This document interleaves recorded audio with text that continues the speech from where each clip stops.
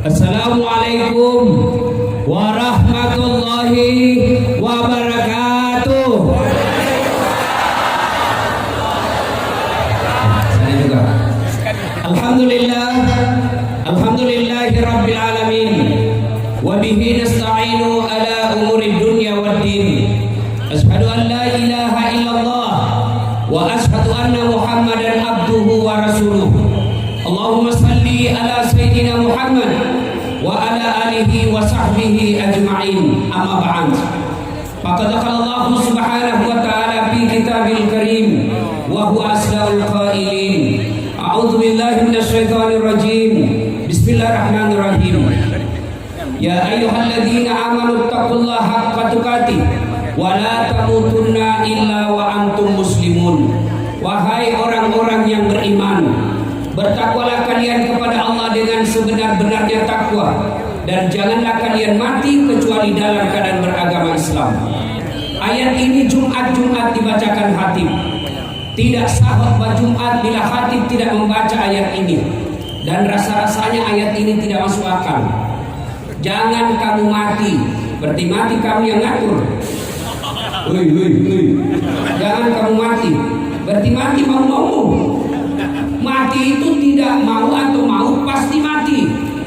Orang kaya mati, orang miskin mati, raja-raja mati, rakyat biasa mati, ustadz mati.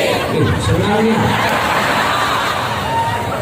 semua mati. Berarti yang jadi masalah bukan mati, yang jadi masalah illa wa antum muslimun, kecuali dalam keadaan beragama Islam. Berarti ada orang Islam tapi matinya kafir. Siapa mereka? Contoh aja deh, contoh, jangan marah. Contoh sabung ayam. Ada juga di sini. Beleng-beleng. Didapat sama polisi, dikejar sama polisi. Jangan lari, masih lari. Polisi tidak bisa kejar. Kenapa? Polisinya besar perutnya.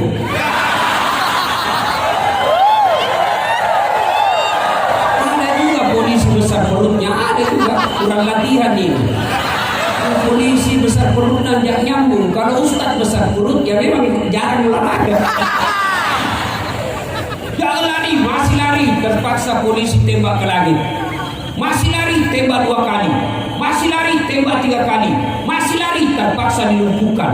Tembak kakinya. Duh! Kakinya ditembak, kepalanya dikena. Saya tanya temanku yang polisi, "Weh bos, bagaimana caranya kakinya ketembak, kenapa kepalanya kena?" Dia bilang, soalnya waktu ditembak dia jongkok. Kan nggak tahu. Ini polisi film India, bukan polisi Indonesia. Polisi Indonesia super hebat. Jangan musuh polisi. Kira-kira ibu enak hidupnya kalau tidak ada polisi di Indonesia? Rumah dirampok, anak gadis diperkosa, suami dibunuh, harta dijarah semuanya, habis semua isi toko. Ibu tahu pelakunya, ibu hafal mukanya, datang ke kantor polisi. Tolong Pak Polisi, kejar orangnya, ini pelakunya, ini fotonya, ini videonya, tangkap orangnya. Apa kata polisi? Mohon maaf, baru saja polisi bubar. Apa? Makanya jangan musuh polisi. Nambah. Kalau termus siapa kau cari? Kecil. Siapa kau cari? Polisi. Saya pergi ceramah, macet mobil, gak bisa maju, gak bisa mundur, baca Yasin 2 kali, sudah hatam, goyang-goyang. Begitu datang polisi lalu lintas, selesai. Ini acara kita lancar malam ini. Ayo, siapa punya tugas? Polisi. Makanya jangan musuh polisi. Pun kalau ada polisi minta-minta uang di jalan,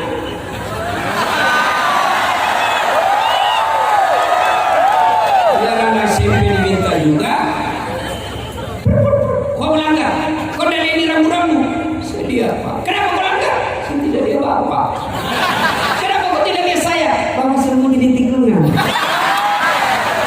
Ini polisi film India. Ya, polisi Indonesia bagus, polisi Indonesia ya.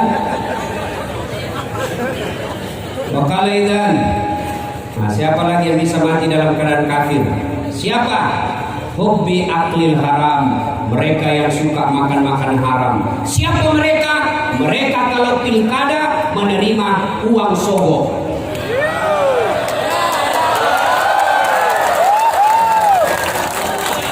Nah, mereka terima uang sogok. Wane piro. Nah, termasuk anggota DPR yang terpilih karena nyogok. Selama dia makan uangnya, selama itu dia makan uang haram. Ada anggota DPR begitu di sini? Ada? Ada? Kau salah, kenapa kau pilih dong? Kau larang menyogok, tapi kau terima. Ya, termasuk PNS yang kerja gara-gara nyogok. Selama dia terima uangnya, selama itu dia makan uang haram. Kenapa? Karena dia bekerja diawali dengan sogok, termasuk uang pensiunnya. Jangan heran ketika dia masuk pegawai dia nyogok, pensiun tidak pernah berhenti penyakit keluar masuk rumah sakit. Kenapa? Uang yang membentuk darah dagingnya uang-uang haram.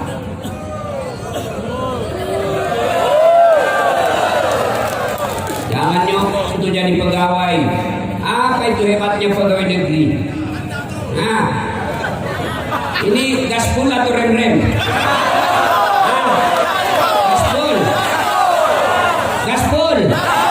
Tapi ibu-ibu hati-hati duduk. Jangan duduk terbuka begini. Ada apa sedikit.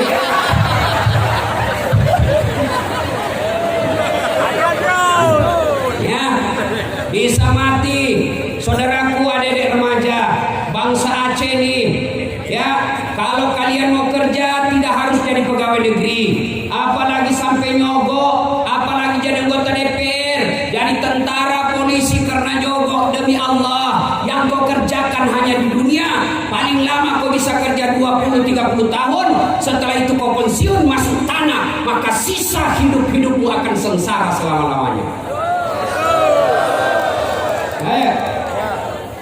Dia bilang anak mahasiswaku sekarang, Ustadz susah kalau mau jadi pegawai tidak D3.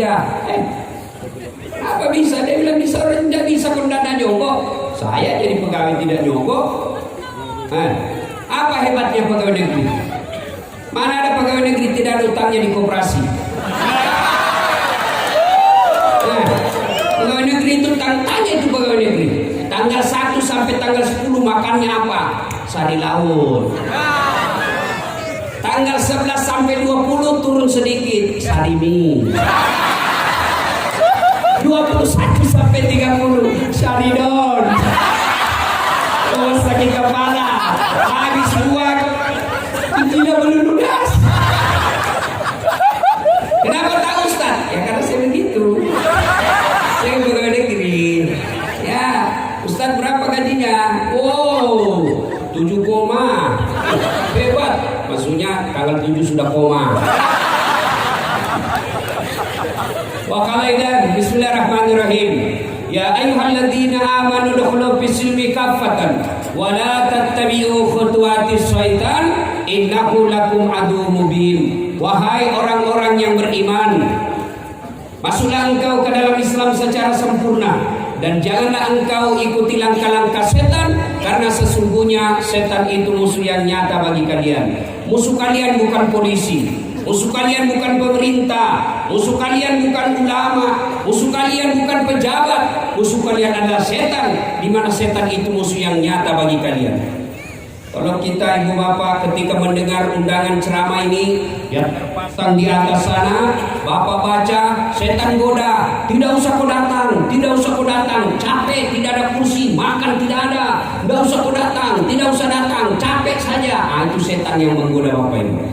Tapi alhamdulillah, bapak yang hadir di tempat ini dari Sabang sampai Merauke, dari belakang sampai ke belakang, Barusan saya ceramah 4 penjuru. Untung tidak ada di atas. Saya ada di atas. Ya. Nah, maka Bapak Ibu yang datang di sini berhasil mengalahkan setan yang ada di rumah. Tapi apakah setelah Bapak Ibu datang di sini setan menyerah? Tidak, dia goda lagi kita. Nggak usah kau dengar ceramah, nggak usah dengar ceramah. Pegang HP-mu, pegang HP-mu, pegang HP-mu. Maka orang yang pegang HP itu orang-orang yang kena godaan setan. Orang sudah ceramah masih sibuk.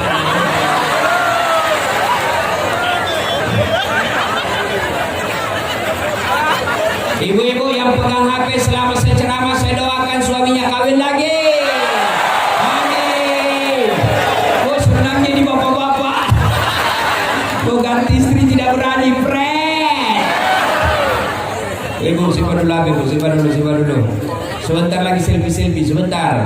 Ini saya ini kan rata-rata ibu-ibu. Tapi ibu yang sudah sakaratul maut. Orang lagi ceramah sibuk juga selfie ya. Siapa lagi yang kena godaan setan di tempat ini? Siapa? Mereka yang datang pengajian dengan pacarnya. Bucin cewek. Kenapa dekat-dekat sama cewek? Pacaran syar'i, pret. Ada pacaran syar'i. Hati-hati ibu-ibu, cewek-cewek yang dekat dengan cowok. Bisa jadi itu cowok adalah godaan setan. Dengar ceramah sambil peluk-peluk. Geleng-geleng. Wa qala idzan bismillahirrahmanirrahim. Innallaha wa malaikatahu yusalluna 'alan nabi. Ya ayyuhalladzina amanu sallu 'alaihi wa sallimu taslima. Sesungguhnya Allah dan para malaikatnya bersalawat kepada Rasulullah Muhammad sallallahu alaihi wasallam. Maka wahai orang-orang yang beriman, bersalawatlah kalian kepada Rasulullah dengan sebaik-baik salawat. Suatu kali Nabi lagi duduk-duduk dengan malaikat Jibril. Tiba-tiba Nabi melihat ada malaikat 1 juta jari-jarinya. Ibu-ibu berapa jari-jarinya, Bu? Berapa? 10. Cacat dong. Ini ada kaki. 20. Ini malaikat 1 juta jari-jarinya. Nabi lalu bertanya kepada Jibril, wahai malaikat Jibril, malaikat apa itu? Banyak betul jari-jarinya. Jibril menjawab, itulah malaikat yang Allah tugaskan mencatat air ketika hujan. Lalu Nabi bertanya kepada malaikat ini, wahai malaikat, kau mampu mencatat air ketika hujan? Ya, ku catat yang jatuh di gunung, ku catat yang jatuh di darat, ku catat yang jatuh di laut. Semua aku catat, tak setetes pun yang tidak aku catat, ya Muhammad. Lalu malaikat ini berkata, ya Muhammad, ada satu yang tidak bisa aku catat. Kenapa? Jumlahnya lebih banyak daripada air hujan, mengalahkan air ketika hujan, mengalahkan tetesan-tetesan air ketika hujan. Kata Nabi, apa gerangan ya malaikat? Apa itu? Kata malaikat ini, ketika umatmu berkumpul di lapangan pasar Bernun, lalu mereka berselawat bareng-bareng kepadamu. Mau anak-anak sampai dewasa, sampai kakek-kakek, mereka berselawat bareng-bareng kepadamu ya Muhammad. Aku tidak bisa mencatat betapa banyak pahala yang Allah turunkan di tempat itu. Maka bapak-bapak, ketika bapak berkumpul seperti ini, perbanyak berselawat. Bapak tidak bisa memperbanyak amal dengan tahajud, tidak bisa memperbanyak amal dengan duha, tidak bisa memperbanyak amal dengan Senin Kamis. Maka perbanyak amal ketika duduk dan tempat seperti ini. Banyak-banyak berselawat. Kenapa? Pahala yang Allah turunkan lebih banyak nilainya daripada air hujan. Maka saya mau ajak berselawat ini. Bisa? Bisa? Kalau tadi kita dengar lagu yang cak. Saya mau ajak kita berselawat. Bisa?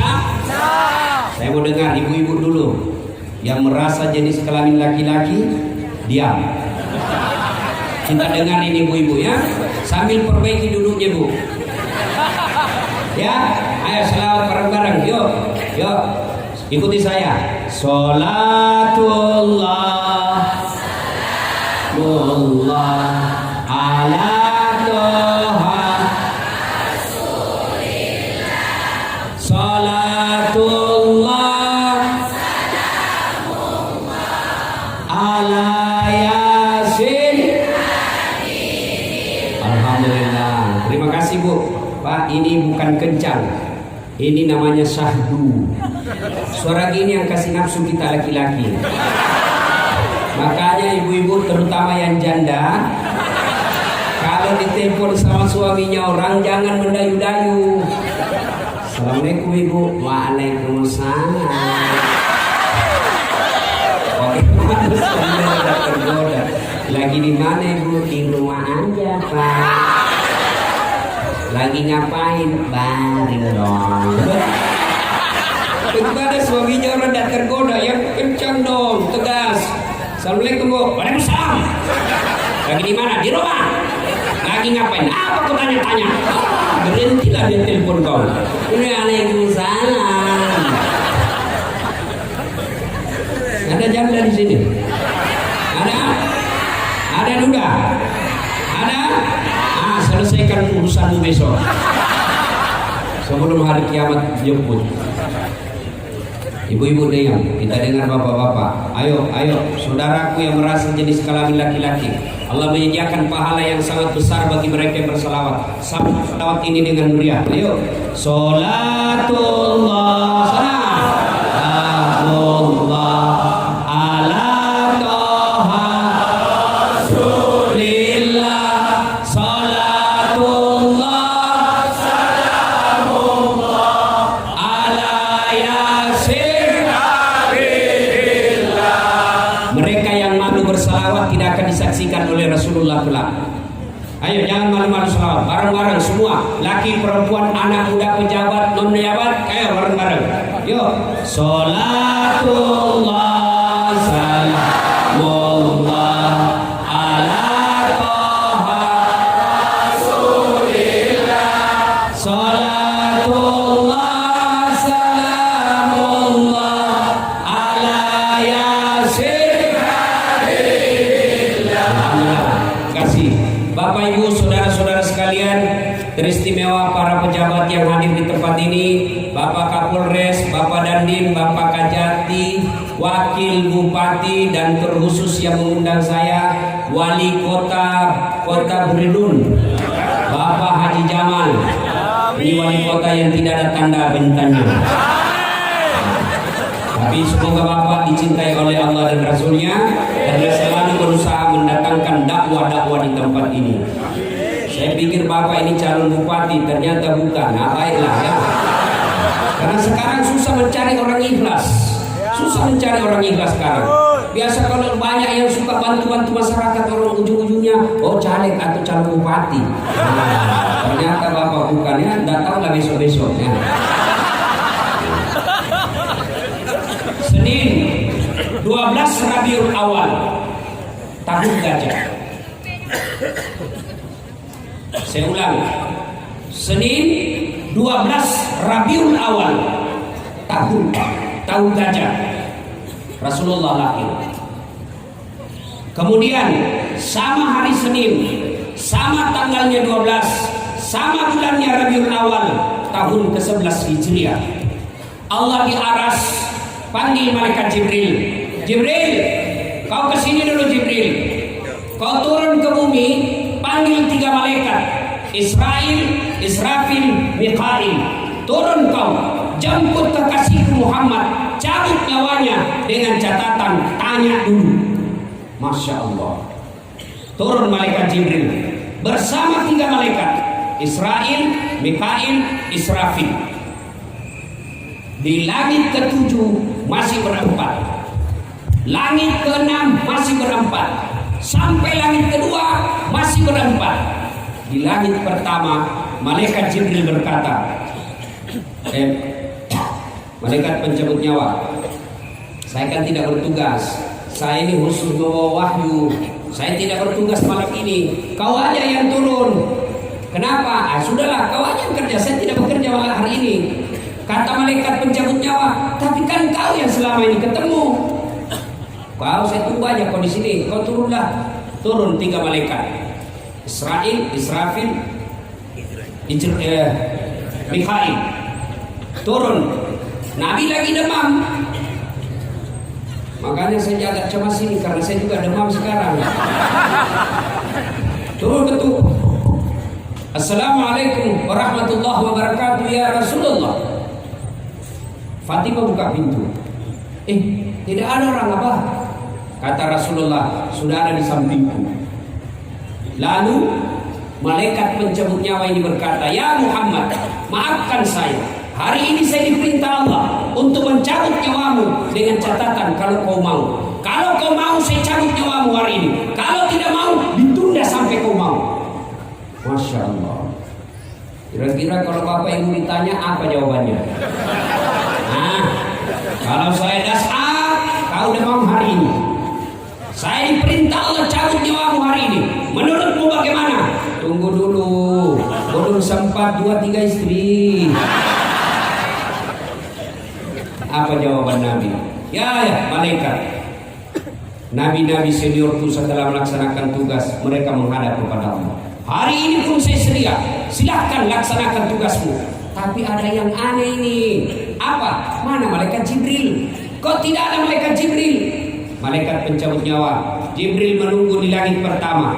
Kata malaikat, kata Nabi, tolong kau panggil dulu. Tolong panggil, ada sesuatu yang saya mau tanyakan. Naiklah malaikat pencabut nyawa. Jibril, dia cari kau temanmu. Saya bilang memang kau ikut, kau banyak bicara juga. Kau turunlah. Turun malaikat Jibril. Malaikat Jibril itu kalau ketemu dengan Nabi langsung muncul di depan Nabi. Seperti iklan di televisi. Wanitiro. Ada kan itu.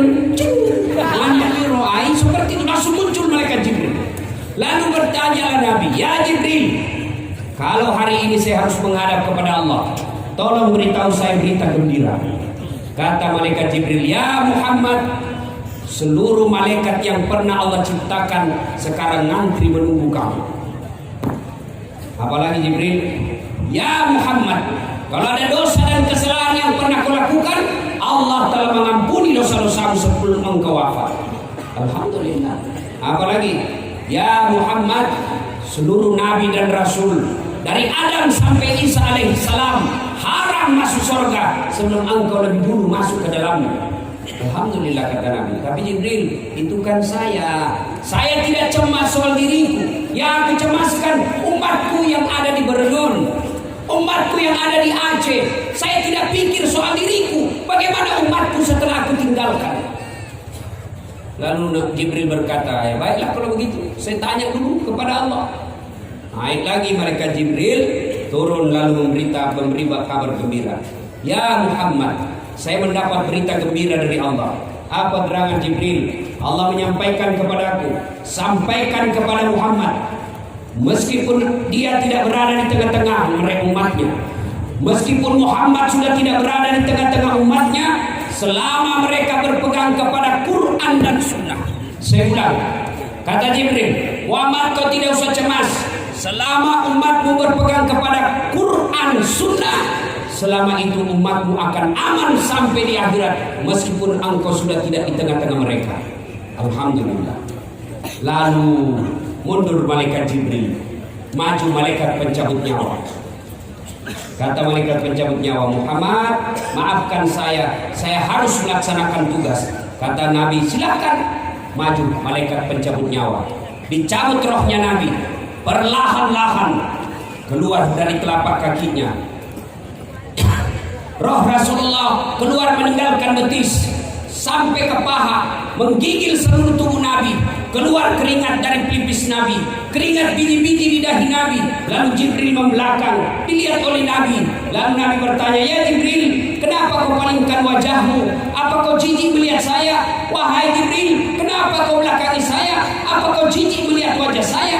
Kata Jibril, ya Muhammad, demi Allah dan Rasulnya yang menguasai langit dan bumi, saya tidak jijik melihat wajahmu. Saya tidak jijik melihat wajahmu sekarang ini, tapi saya tidak tega melihat engkau menghadapi sakaratul maut. Lalu Nabi bersabda, ya Jibril, andai saja Allah tidak sayang kepadaku, maka saya akan rasakan betapa sakitnya sakaratul maut ini. Bapak Ibu, Nabi yang pernah melakukan eksperimen, pertama kali melakukan percobaan sakitnya mati, Nabi Sulaiman alaihissalam. Nabi Sulaiman berkata, Nabi Idris alaihissalam berkata, ya Allah, saya merasakan bagaimana sakitnya Nabi. Allah perintahkan cabut nyawanya. Dicabut nyawanya Idris alaihissalam. Setelah itu beliau kumpulkan sahabat, saudara-saudara sekalian, Anda mau tahu sakitnya sakaratil maut? Ya Rasulullah, sakitnya sakaratil maut 1000 kali kita dikuliti hidup-hidup baru sama sakitnya sakaratil maut. Sudah kurang dari 1000 kali kita dikuliti hidup-hidup baru sama sakitnya sakaratil maut. Ada yang pernah dikuliti di sini? Ada? Idris alaihissalam pernah rasakan sakaratul maut. Lebih sakit kita dikuliti 1000 kali daripada sakaratul maut. Maka Nabi meneteskan keringat-keringat. Lalu Nabi bersabda, sakitnya sakaratul maut ini, dengar doanya Nabi. Ya Allah, sakitnya sakaratul maut ini jangan kau timpahkan kepada umatku, jangan kau berikan kepada umatku sakitnya sakaratul maut ini. Cukup saya saja merasakannya ya Allah, jangan kau berikan kepada umatku. Bayangkan Pak, Nabi minta supaya sakitnya sakaratul maut tidak dikasih kepada kita. Nabi minta ya Allah, seluruh sakitnya sakaratul maut kumpulkan kepadaku, dan hanya saya saja yang merasakan sakitnya ini. Tapi ketahuilah saudara, satu golongan orang yang paling menderita menghadapi sakaratul maut, manusia yang paling sengsara menghadapi sakaratul maut, anak yang durhaka kepada kedua orang tuanya. Coba kita lihat di tengah-tengah kita Pak. Saya hormat kepada bapak ibu-ibu yang membawa anaknya masih balita, tega sampai tengah malam begini, rela dilakukan karena antara mau menidurkan anak dengan mau dengar ceramah. Insya Allah bapak ibu yang membawa anaknya dengan ceramah ini, Allah muliakan ibu. Kadang-kadang saya melihat ibu-ibu malu di tengah orang banyak, dia gendong anaknya mau pulang, mau juga dengar ceramah, tinggal dengar ceramah anaknya menangis, tentu rasa malu Pak. Kita pasti rasa malu ketika orang mendengar ceramah anak kita nangis. Tapi ini ibu tega dia tanggung rasa malunya untuk apa? Karena ingin dengar ceramah dan mengabaikan kasih sayangnya sama anak. Ibu-ibu seperti ini insya Allah dirindukan oleh surga. Maka demi Allah, anak yang durhaka kepada orang tuanya, jangankan masuk surga, baunya surga kau tidak akan dapat. Sayang anak-anak kita sekarang lebih hormat sama pacarnya daripada ibunya. Lebih hormat kepada pacarnya daripada bapaknya. Kalau bapaknya tegur, nak jangan kau keluar malam-malam nak, tidak bagus anak gadis keluar malam-malam. Apa jawab anaknya? Itu kan dulu. Sekarang lain, milenial. Sekali cowoknya terserah abang aja deh. Hei cewek, tidak akan berkah hidupmu kalau kau lebih hormat sama cowokmu daripada bapakmu. Kalau bapaknya mau jabat tangan, tidak dicium. Ibu-ibu pernah lihat anak-anak kita jabat tangan? Ibu-ibu sering anaknya jabat tangan sama ibu? Sering? Cium tangan? Anda misleading. Cium tangan itu begini. Ini sekali tangan cowoknya beleng-beleng. Gara-gara pacarnya ngodok. Adindaku sayang, kemanapun kau pergi aku akan mengikutimu. Gunung kan ku daki, lautan ku seberangi, masjid kau lewati cewek malam minggu ditelepon lah sama cowoknya, dek cara apa malam minggu? Nggak ada kak, ayo kita pergi lihat-lihat bulan. Gimana? Di pantai jauh sekali kau pergi lihat bulan. Di rumahmu juga bisa kau lihat bulan, tinggal buka pintu lihat kau nampak. Pergi lihat bulan. Nah, sampai di sana tempat rekreasi sewa villa berdua. Pergi, tinggal berdua sama cowok cewek satu kamar, hancurlah kau. Itu kalau cowok sama cewek satu kamar, ibarat ikan kau tutup sama kucing. Oh senang kucing, itu cowok kalau sudah satu kamar. Pertama dia bilang, coba lihat tanganmu deh, halus betul ya. Kata cewek, iya dong, saya kan anak nani. Dongok bilim-bilim. Akhirnya apa? Ini lagi naik sini. Nah, jemari tejo mulai piknik dari wajah sampai lutut suti. Akhirnya apa? Pergi lihat-lihat bulan, pulang tidak datang bulan. Makanya ini model-model anak kurang ajar sekarang. Demi Allah, ya, demi Allah, biar kalian rajin puasa, cerdas, IP-mu 3,5, kamu ranking di sekolahmu, juara umum kau di kampus, tapi durhaka kepada orang tuamu. Demi Allah, baunya surga kau tidak akan dapat. Masa yang anak-anak muda sekarang memang saya heran. Ya, tidak menghormati orang tua. Lihat anak-anak yang santun sama orang tuanya. Lihat mereka yang sukses dalam usahanya. Lihat mereka yang sukses dalam studinya. Biasanya resepnya satu, memuliakan orang tua. Maka adik-adik, kalian mau sukses, muliakan orang tua. Ini anak-anak sekolah, hormati orang tuamu. Jangan bicara lebih kasar dari orang tuamu. Dipanggil sama bapak kerasnya minta ampun. Anak-anak sekarang ini kalau bapaknya yang bonceng mami. Coba lihat anak-anak gadis sekarang.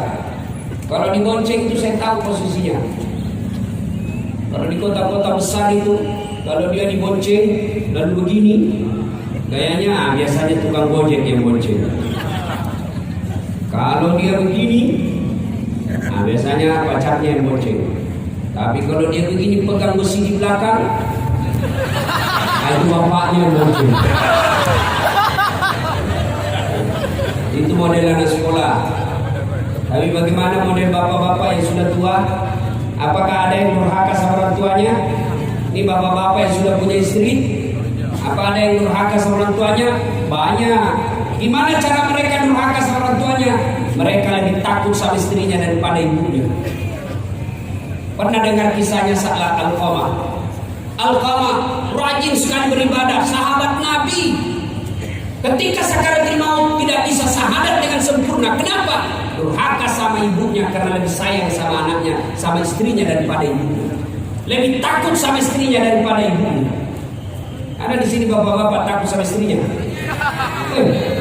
Ada juga orang Aceh takut sama istrinya. Banyak. Berhenti kok jadi laki-laki. Kalau takut sama istri. Semua gaji kita dia yang ambil. Dari pagi sampai sore kita kerja, dia yang ambil hasilnya. Kita bawa duit waktu pengantin, kita yang bikin rumah, dibelikan mobil, gaji semua dia ambil. Lalu kau takut sama istrimu? Wah, berhenti kau jadi laki-laki. Saya serius. Dia ngamuk, tidak apa-apa kalau dia ngamuk. Dia pecahkan piring, kalau dia pecahkan piring satu-satu lusin kau pecahkan. Dia pecahkan gelas, pecahkan semuanya. Kenapa? Piring, gelas boleh dibeli, harga diri sebagai suami tidak boleh dinyanyinya istri. Takbir Allah. Nah, itu yang takut sama istrinya. Ayo. Nah, lalu Nabi menjelaskan, ya Allah, sakitnya sakaratul maut ini dan kau timpakan kepada umatku, cukup saya saja yang mendengarnya. Lalu sampailah tenggorokan Nabi di kerongkongan. Nabi berwasiat. Dengar wasiat Nabi di akhir hidup beliau. Perempuan, jaga perempuan kalian. Ini dulu yang pesankan Nabi. Jaga perempuan kalian. Alhamdulillah, perempuan-perempuan di tanah Aceh dari dulu menutup auratnya. Waktu itu belum pakai jilbab namanya. Saya nonton filmnya Cut Nyahdin. Itu sampai berkali-kali saya nonton. Luar biasa perempuan-perempuan Aceh. Saya berdoa yang ada di tempat ini, mereka juga punya nyali dan nasionalisme seperti layaknya Cut Nyahdin. Wahai perempuan, kalian kata Nabi adalah tiang negara. Hancur wanita, hancur negara. retak wanita, retak negara. Kokoh wanita, kokoh negara. Maka kalian adalah tiang-tiang negara. Maka tolong pakai jilbab bukan sekedar tutup aurat. Ada syarat kedua yang harus dipenuhi. Apa itu? Tidak mempertontonkan lekuk-lekuk tubuh. Sekarang banyak perempuan pakai jilbab tapi sempit. Roknya sempit, bajunya sempit, berat badan berat. Akhirnya apa? Seperti buras. Tak tahu apa bahasanya di Aceh kalau buras. Ada itu yang dibungkus-bungkus nasi. Lontong. Coba lihat lontong sudah dibuka kulitnya masih kentara ikat-ikatnya itu. Begitulah ibu-ibu yang pakai jilbab tapi sempit. Ya. Jangan. Syarat perempuan pakai kudung itu pakaian: 1, tutup aurat; 2, tidak mempertontonkan lekuk-lekuk tubuh. Maka biar kalian pakai jilbab tapi sempit, transparan, tidak memenuhi syarat. Alhamdulillah saya tidak pernah melihat perempuan Aceh tidak pakai jilbab.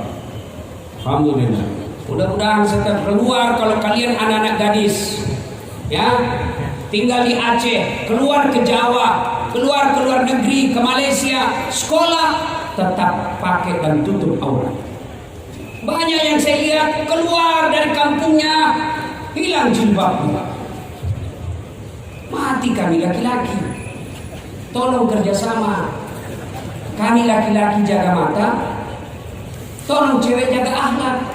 Biar setengah mati kami jaga mata, kalian gentayangan, hancur amal kami. Tidak mungkinlah saya jalan begini terus. Karena kita idealistis. Saya kalau pergi ngajar hancur amal saya. Sebelum saya keluar saya baca duha dulu, saya sholat duha dulu, saya zikir ngaji beberapa ayat. Baru 2-3 kilometer keluar dari rumah hancur amal saya.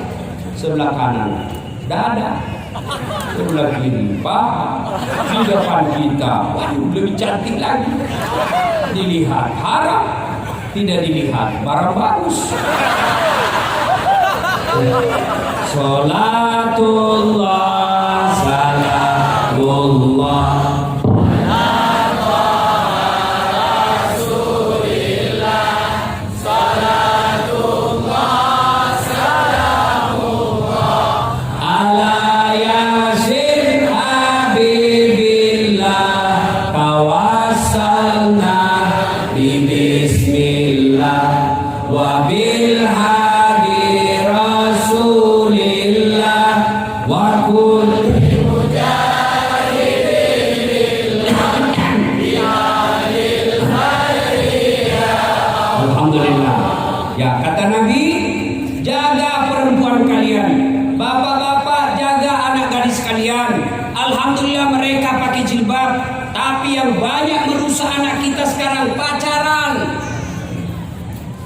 Dan yang lebih merusak gaya pacarannya dari handphone. Bapak belikan HP anak smartphone, itu lebih gampang mereka berzina. Zinanya dengan cara apa? Video call. Ibu-ibu tahu video call? Tahu. Loh, atau ibu juga suka video call sama selingkuhannya? Video call ini yang rusak anak-anak kita. Mereka masuk di kamar. Kata cowoknya, didengar. Gampang pakai headsetmu supaya tidak didengar bapakmu. Pakai ya.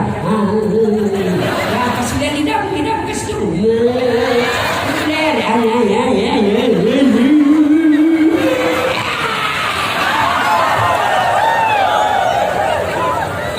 Tiap malam dia begitu. Tiap malam video call seperti itu. Nge-seks melalui video tiap malam. Akhirnya akhir pekan malam Ahad dia ketemu, maka dia berzinahlah di situ. Demi Allah Bapak Ibu, biar Bapak rajin puasa Senin Kamis, tahajud tiap malam, berjamaah di masjid, tapi anaknya dia biarkan seperti itu. Bapak, ku ampusakum wa ahlikum nar. Ada orang tua dikabarkan oleh Nabi, diperiksa puasanya baik, periksa sholatnya sempurna, periksa sedekahnya cukup, hajinya mabrur. Kata Allah, malaikat, persilahkan orang tua itu masuk surga. Masuklah ini Pak Haji. begitu mau masuk dalam surga dipanggil. Ada yang teriak dari dalam neraka, Tuhan, tahan itu Pak Haji, tahan itu, tahan. Kenapa? Itu bapak saya. Ada urusan apa? Saya dimasuk neraka gara-gara dia tidak peduli sama saya.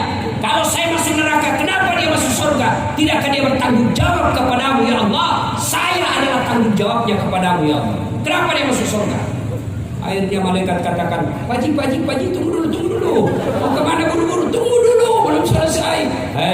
Siapa itu yang berteriak? Oh, anak bungsuku ya Allah, kau masuk dalam neraka bersama anak. Maka ibu bapak yang punya anak gadis, yang perempuan, jaga mereka. Jaga anak-anak gadis kita. Kalau dia mulai pacaran, lebih nikahkan. Kalau orang Bugis, saya tidak tahu di sini apa ada tradisi. Kalau di Bugis namanya kawis sorok. Artinya apa? Dinikahkan dulu. Sudah nikah yang penting halal, hidup di rumah masing-masing. Kan biasa kita tidak mau nikahkan anak kita karena merasa belum ada kerja. 19 tahun suami lakinya tidak ada kerja. Ya sudah, halalkan aja dulu. Nikahkan supaya kalau mereka jalan-jalan halal. Karena mereka belum punya kerja, ya sudah, kau makan di rumahmu, saya makan di rumahku. Halal. Kau pergilah kuliah, kau bolehlah kau cium-cium itu. Sudah, kena istrimu bos, halal. Ini sekarang pacaran 3 tahun. Dengar ini cewek, berhenti kau pacaran. Motor aja 1 tahun sudah lunas dicicil. Kau dipacari 4 tahun tidak nikah-nikahi. Berhenti kau. Demi Allah, kalian cewek yang paling rugi. Jangan percaya menurut laki-laki yang lagi jatuh cinta. Semua bagus-bagus, tapi demi Allah niatnya busuk. Kalau dia sayang sama kalian, suruh lamar baik-baik. Bang, kalau kalian abang sudah sayang sama saya, lamar saya terima kau 24 jam halal. Jangan pacaran lalu cowoknya bilang, betul kau sayang sama saya deh? Betul. Mana buktinya? Bukti buka kancing. Kau juga cowok, jangan kasih bodoh-bodoh anaknya orang. Beli rokok aja kau belum bisa. Masih laki-laki apa itu? Sumitro, suka minta rokok. Ayo, ibu bapak, saudara-saudara sekalian, jaga anak-anak gadis kita. Pak Haji kontrol anak-anak gadis. Ya, yang kedua kata Nabi, jaga sholat kalian. Jaga sholatmu. Nih, perempuan paling banyak tidak sholat. Kapan? Ketika haid. 3 hari belum sholat, 5 hari belum sholat. Kata suaminya, Bu, kok belum sholat? Haid. Biasakan dulu 5 hari. Ini belum bersih, masih ada sedikit-sedikit. Dan suaminya, kok bohong ya? Apa bohong? Sih kasih lihat kali. Aku mau kasih lihat ini.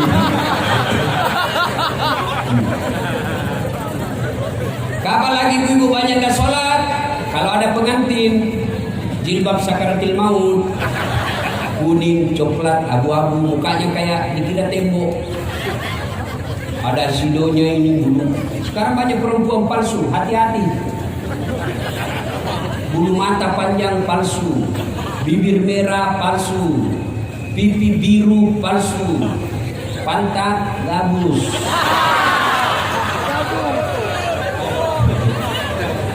Ya, sudah itu pakai jilbab 3 lapis, 14 pentulnya, 7 jepitannya, ada kayak kon-kon di belakang. Tiba waktu sholat suaminya, Dek, kau pergi sholat dah. Sudah mau asar, kau belum sholat duhur. Apa kata istrinya? Kau sadarlah bang. Saya sadar, saya suruh kau sholat. Kau udah lihat ini jilbabku 1 jam dipakai. Lebih sayang sama jilbabnya daripada sholatnya. Mudah-mudahan tidak ada perempuan Aceh seperti itu. Ya, atau ada juga? Ada. Kapan laki-laki banyak gak sholat? Biasanya kalau subuh-subuh ada sepak bola. Jam 2 mulai pertunjukan. Seri perpanjangan waktu. Masih seri adu penalti. Begitu adu penalti azan subuh. Apa pilih mana? Pergi nonton, lewat sholat subuh. Nonton, lewat sholat subuh. Pergi sholat subuh, lewat gol. Hanya apa? Diambil sajadah, sholat depan televisi. Sholat. Bapak Ibu, tidak ada kejayaan bagi mereka yang tidak sholat. Ustaz, kenapa hidupku susah? Saya dagang bangkrut, saya nelayan tenggelam perahu saya bawa motor Gojek dicuri lagi motor saya, rumah tangga bertengkar selama-lamanya. Tiap hari saya bertengkar Ustaz. Rumah juga kontrak-kontrak. Kok bisa begini hidup saya Ustaz? Salah satu sebabnya Bapak tidak sholat. Kalau ada masalah rumah tangga, tidak usah cari kambing hitam. Bapak bisnis selalu susah, tidak usah cari kambing hitam. Lebih baik periksa sholat. Coba, yakin Pak, Bapak banyak masalah, pasti gara-gara Bapak sendiri tidak sholat. Dan celakanya orang tidak sholat, kalau dia miskin, susah hidupnya, ngontrak-ngontrak, tidak sholat, bukan cuma dia yang gitu, sampai anak-anaknya pun susah hidupnya. Coba lihat mereka yang baik sholatnya, selalu jamaah di masjid, insya Allah berikan ketenangan hidup. Kita lihat mereka tidak kaya, tapi cukup dalam kehidupannya. Banyak orang banyak duitnya tapi tidak sholat, tapi kreditnya lebih banyak daripada hartanya. Banyak orang tidak punya, banyak orang banyak duit tapi tidak sholat, betul banyak duitnya tapi anaknya kurang ngajar. Istrinya selingkuh, suaminya membalas. Banyak duitnya tapi tidak ada yang bisa dimakan. Banyak kan orang kita lihat itu duitnya miliaran, dilarang makan nasi. Apa yang ada duit 2 miliar dilarang makan nasi, dilarang makan garam, dilarang makan gula, dilarang makan tahu, dilarang makan daging, dilarang makan ikan. Apa aja bisa dimakan? Ubi jalar. Duitnya 2 miliar cuma ubi jalar bisa dimakan. Apa enaknya? Nah itu kalau Bapak Ibu tidak sholat, maka pelihara sholat. Saya sudah sholat Ustaz. Betul Bapak sholat, tapi main-main. Kenapa main-main? Allah.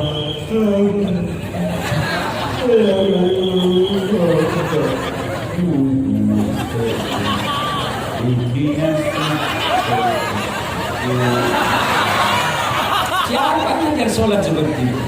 Allahu Akbar, kayak ditiup angin. Ada yang lebih parah. Allah. Ya, Bapak Ibu ketawa karena membayangkan diri sendiri kan? Ibu-ibu sholat cari duit, bukannya ingat Allah, ingat duit. Allahu Akbar. Alhamdulillah. Tadi duit saya 100.000, beli pulsa 50.000, beli bensin 20.000. Mana yang 30.000? Allah, saya di mana sih simpannya? Oh, sampai rakaat kedua belum didapat, rakaat ketiga masih dicari, rakaat keempat assalamualaikum, oh di bawah sadel saya simpan. Ya, nah ibu bapak saudara-saudara sekalian, perbaiki sholat. Demi Allah tidak ada kebahagiaan dan kemuliaan bagi mereka yang tidak sholat. Di akhirat kelak, ketika seluruh pengantar sudah kembali, pengantar dari alam kubur, dari kubur kita sudah kembali, maka datanglah malaikat menyodorkan 5 pertanyaan. Kalau Bapak Ibu baik sholat tidak usah cemas. Begitu masuk kubur, malaikat menanya, "Man rabbuka?" Siapa Tuhanmu? Bapak Ibu tidak usah cemas. Siapa Tuhanmu? Bapak Ibu bukan Bapak yang jawab.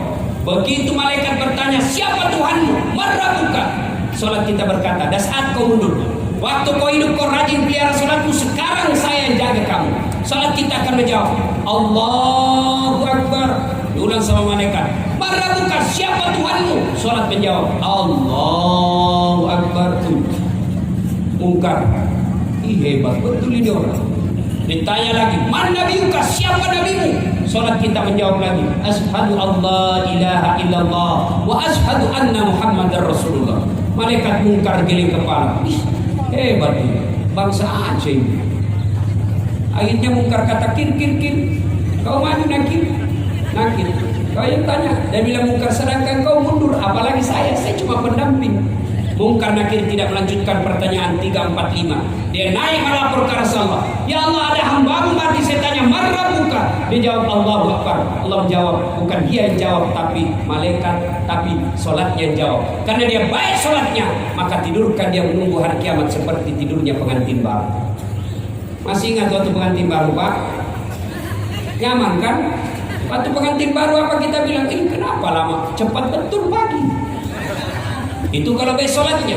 Tapi kalau tidak beres sholatnya, hari Jumat saja sholatnya, bukan hanya hari Jumat, itu pun Jumatnya paling terlambat datang, paling cepat pulang. Hatib khotbah dia tidur, pulang ambil sendalnya orang. Datanglah malaikat tanya, "Marah buka, siapa Tuhanmu?" Langsung kaget. Tunggu dulu, orang baru datang. Malaikat pun dia debat. Ditanya lagi saya, "Marah buka, siapa Tuhanmu?" Kaget langsung dia, "Ketuhanan yang Maha Esa." Langsung dipangkas berbang. Ini bangsa Indonesia yang beres Pancasilanya tapi tidak beres sholatnya. Karena dia tidak beres sholatnya, tidurkan dia seperti tersiksanya tidur orang sakit gigi. Demi Allah, maulid ini tidak ada gunanya kalau bapak pulang tidak sholat. Demi Allah, apa susahnya sholat? Tolong anak muda, apa alasanmu kau tidak sholat? Kau bilang enggak? Apa? Ustaz, saya tidak tahu bacaan sholat. Sejak kecil sampai sekarang saya tidak pernah menghafal bacaan sholat. Wala tayasu min rauhillah. Jangan kau putus asa, kata Allah. Kalau kau tidak tahu hafalan sholat, datang berjamaah di masjid. Asas salat jamaah. Kalau imam sudah baca, makmum sudah diwakili. Bapak diam saja, seluruh bacaan imam yang wakili. Selesai. Bapak amin saja baca. Amin. Diam lagi. Rakaat kedua. Amin. Ya sudah, sah. Enggak tahu, saya suruh sini. Apa lagi? Ayo. Ustaz, saya sakit Ustaz. Bapak salah, silakan sakit. Saya tidak bisa berdiri, duduk. Coba lihat, sholat duduk. Anggaplah saya lagi duduk. Allahu Akbar. Ruku, Allahu Akbar. Kepala digoyangkan. Sami Allahu Akbar. Itu kalau ruku. Kalau sujud, bukan cuma kepala goyang, badan ikut ditundukkan. Allahu Akbar. Allah, selesai. Saya tidak bisa duduk Ustaz, baring. Silakan, anggaplah saya lagi baring. Allahu Akbar. Kepala sudah tidak bergerak, tinggal tangan. Sholat baring namanya. Saya pun tidak bisa seperti itu Ustaz. Sholat pakai isyarat. Mana namanya sholat dipakai isyarat? Tinggal lagi matanya yang digerak-gerakkan. Allahu Akbar. Allahu Akbar. Allahu Akbar. Itu sholat pakai isyarat. Tidak bisa juga Ustaz, sholat dalam hati. Mana disebut sholat dalam hati? Mulai takbir sampai salam, seluruh bacaan sholat dibaca dalam hati. Lagi ruku, bayangkan lagi ruku, pejamkan mata, bayangkan ruku, baca doa ruku. Bayangkan lagi sujud, baca doa sujud. Bayangkan lagi tahiyat, baca tahiyat. Sholat dalam hati. Tidak bisa sholat dalam hati Ustaz? Gampang, ambil kain putih, bungkus, bawa di kubur. Apa lagi? Apa lagi alasan? Tidak ada. Saya sariawan Ustaz. Ya sudah, aku sholat sariawan.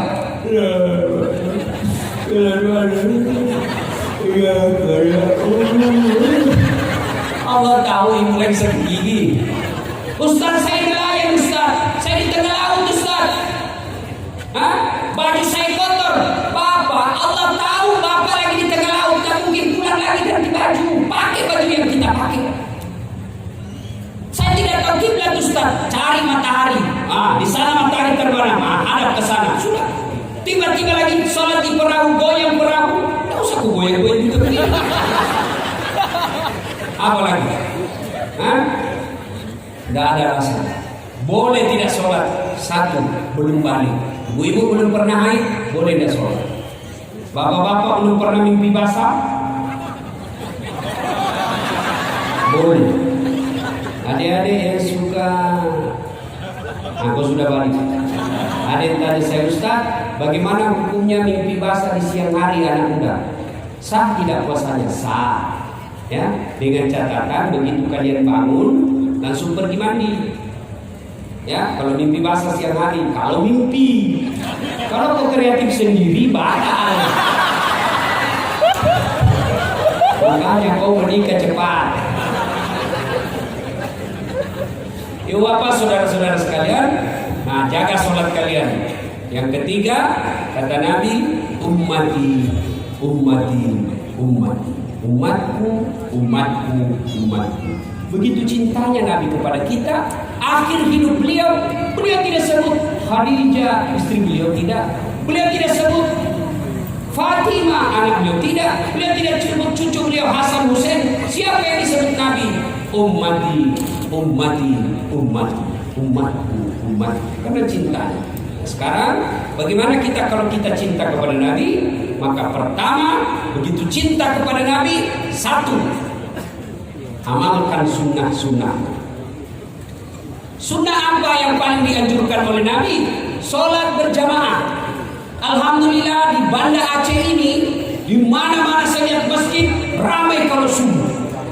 Luar biasa, penuh masjid Pak kalau jamaah. Apalagi kalau subuh, penuh sampai di luar, tidak ada di dalam.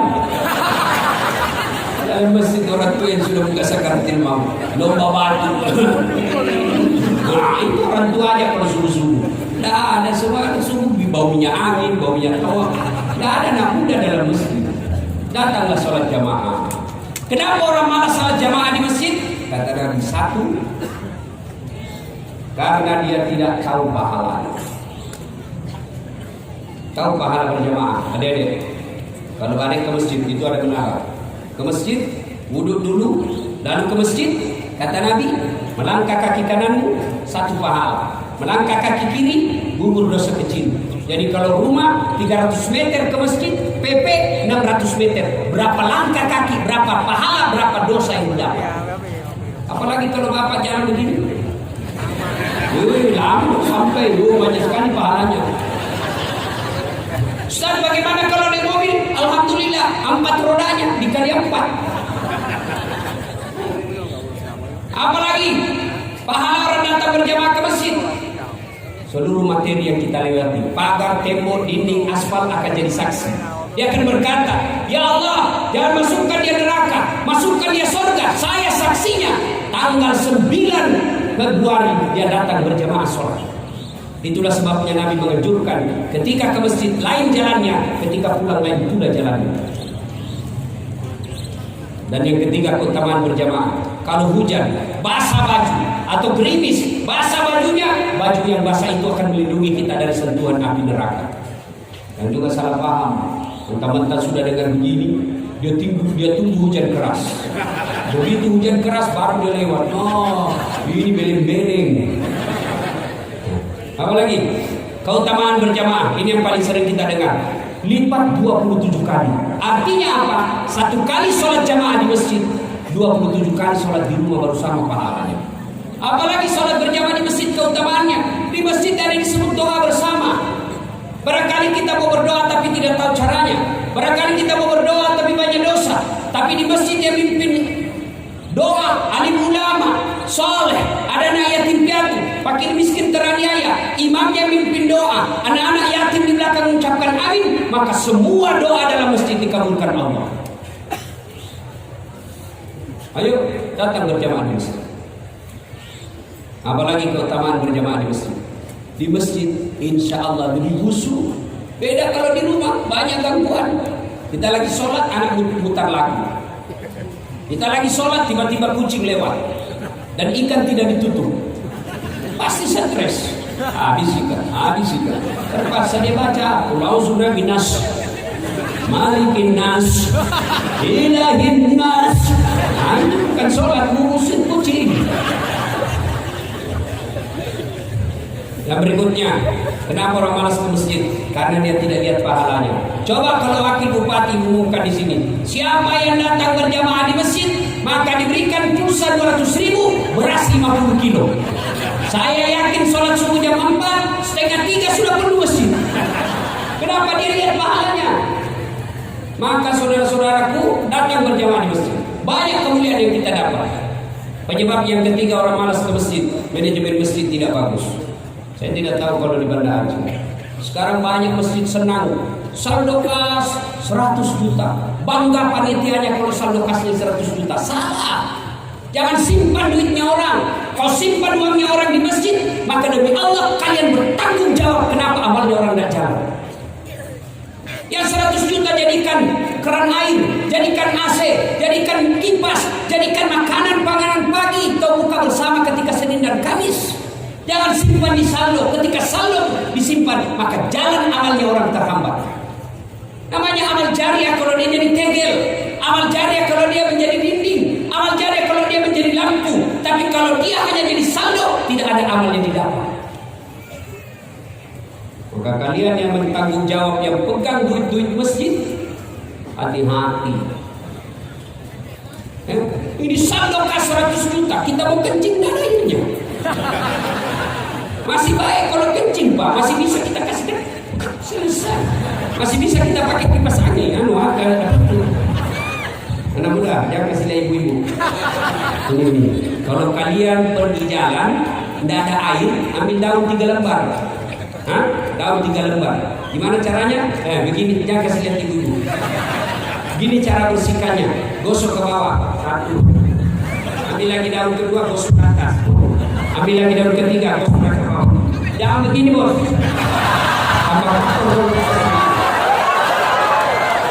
Tapi hati-hati, sebelum kau pakai itu daun, periksa baik-baik. Siapa tahu ada ular gatal.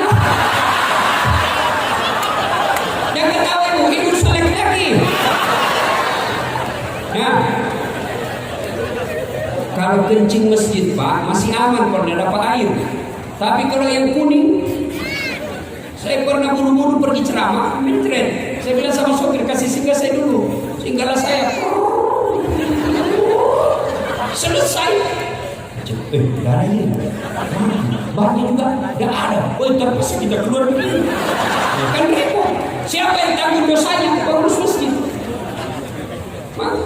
Ya, yang kedua, orang malas ke masjid, manajemen masjid tidak bagus.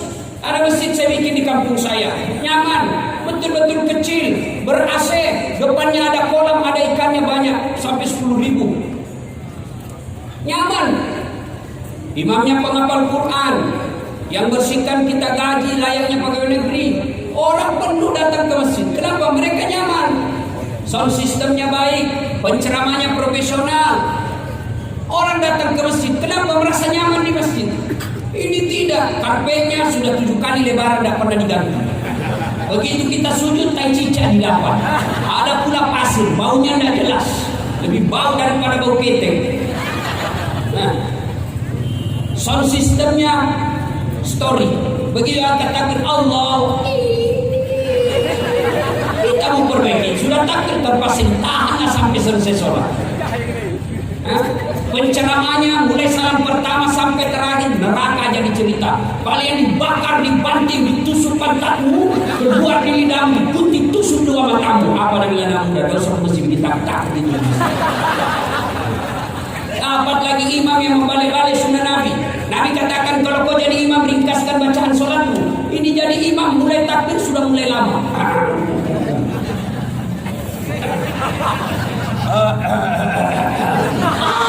Tinggal angkat tapi selesai. Kata Nabi kalau kau jadi imam ringkaskan bacaan sholatmu. Kenapa? Karena di belakang macam-macam. Ada anak muda yang tidak bisa tahan lama-lama. Ada ibu-ibu barangkali mau sekali kentut. Ada bapak-bapak yang rematik.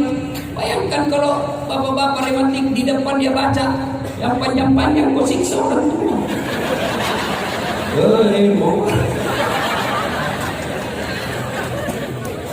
Barangkali ada Satpol PP pakai sepatu baru, dia lupa simpan baik-baik. Dan sudah sepatu saya. Apa betul ini? Kita sudah sepatu saya. Yang kedua kata Nabi, kalau kau jadi imam, baca yang umumnya orang hafal. Tujuannya apa? Supaya orang bisa khusyuk. Coba kalau imam membaca Qul huwallah, anak-anak pun ikut. Kenapa? Dia hafal. Biasa lari-lari. Tapi begitu imam membaca surah Al-Baqarah ayat 10 sampai 111, dia khusyuk dengan bacaannya, kita khusyuk dengan hayalan. Kita mau ikut, tidak dihafal. Kita mau ruku, belum selesai, terpaksa dibaca lah pengumuman masjid ini. Keadaan keuangan masjid pengeluaran, pemasukan, bayar listrik. Sudah dibaca satu tripleks, belum selesai imam, dibaca lagi kalender. Persatuan Guru Republik Indonesia, cabang kota Gunung. Belum selesai juga imam, dibaca lagi Tengku Rapi, calon DPR RI nomor 5.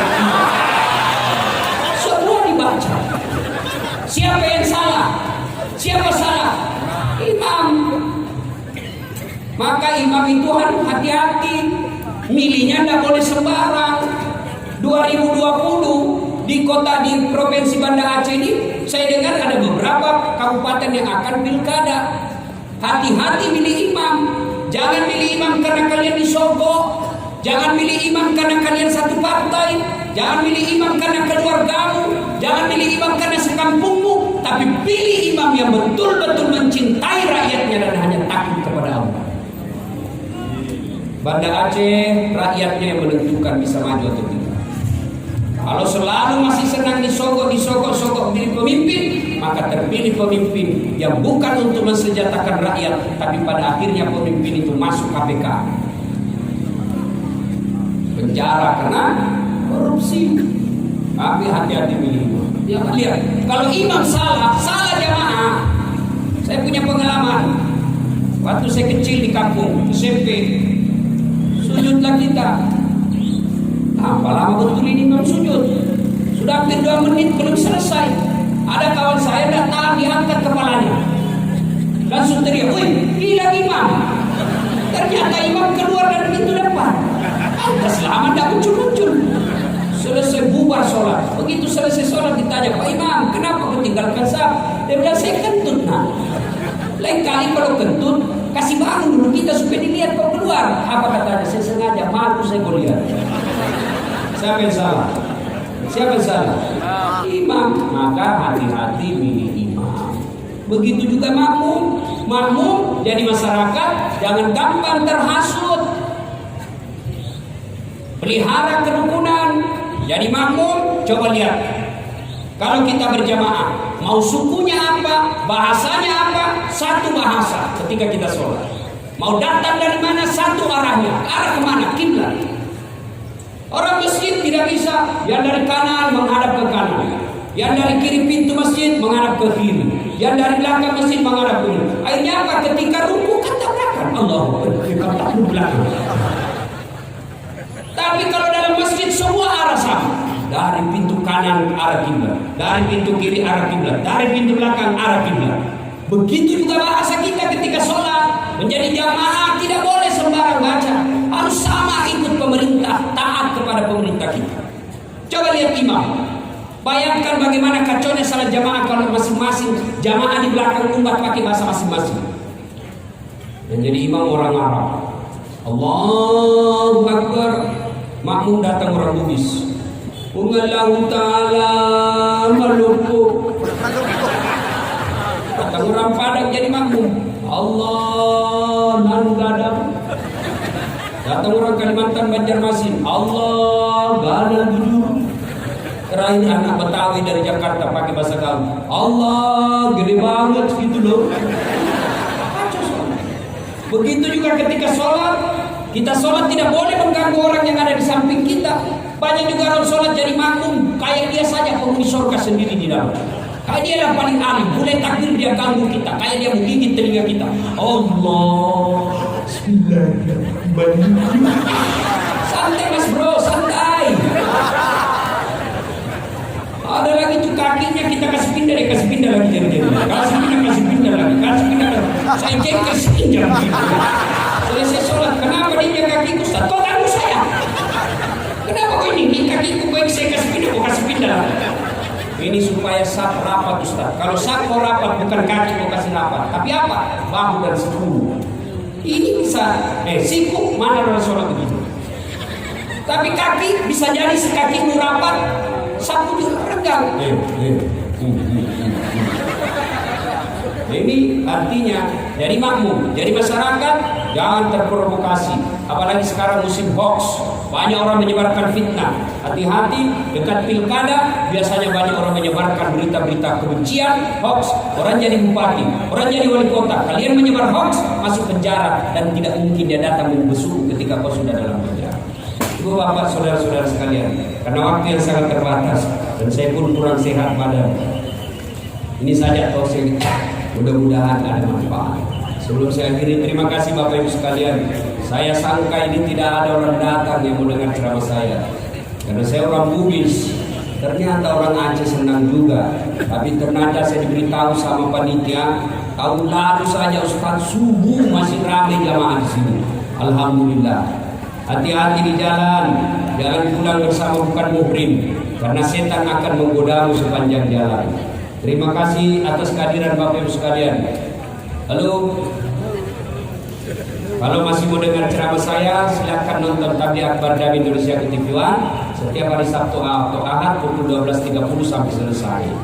Atau ambil HP, buka aplikasi YouTube, tulis nama saya Dasat Latif, keluarlah ceramah saya ribuan itu. Sudah itu jangan lupa kasih tanda begini, like and share, subscribe. Jangan kasih begini ya. Kalau kasih begini dicari kau malaikat mencabut nyawa. Ceramah kau kasih begini. Memangnya ini lagi dangdut. Ya. Nah, ibu bapak, saudara-saudara sekalian, terima kasih. Mudah-mudahan ada manfaat. Lebih dan kurangnya mohon dimaafkan. Nun wal kalami misrun. Billahi fi sabilil haq. Assalamualaikum warahmatullahi wabarakatuh. Ayo sebelum